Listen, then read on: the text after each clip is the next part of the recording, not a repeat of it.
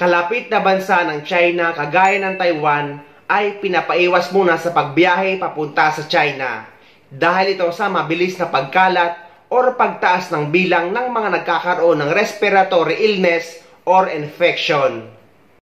Hinikayat ng Taiwan's Health Ministry ang mga elderly, musmos at may mahihinang immunity na iwasan munang bumiyahe sa China dahil sa pagtaas ng respiratory illnesses sa bansa.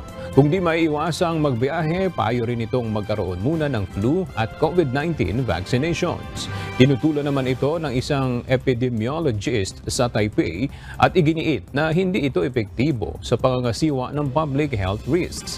Noong nakalipas na linggo nang hilingin ng World Health Organization o WHO sa China na magbigay ng detalyadong impormasyon kaugnay ng spike ng respiratory illnesses sa China. Ito ay bagaman hindi kasing lala ang bilang ng mga kaso noong COVID-19 pandemic at wala ring natukoy na unusual o novel pathogens. Sa kabila nito ay nagpaalala ang Department of Health or ang DOH sa mga kababayan natin na mag-ingat sa mga matataong lugar at mas maigi pa daw na magsuot ng face mask pero wala naman daw dapat ikabahala or ipakamba ang mga kababayan natin lalo na ang mga OFW na manggagaling sa ibang bansa at uuwi sa Pilipinas. Hindi naman daw kailangan or not necessary naman ang border control. According to Health Secretary Ted Herbosa, there is nothing to worry about. So you have to understand, this is common in all the temperate countries, yung influenza-like illnesses during the cold weather.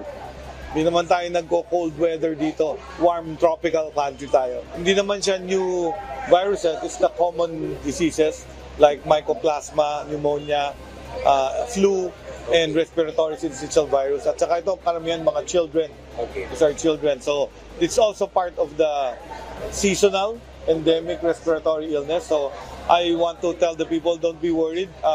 We're doing our own surveillance. She added that response measures are in place.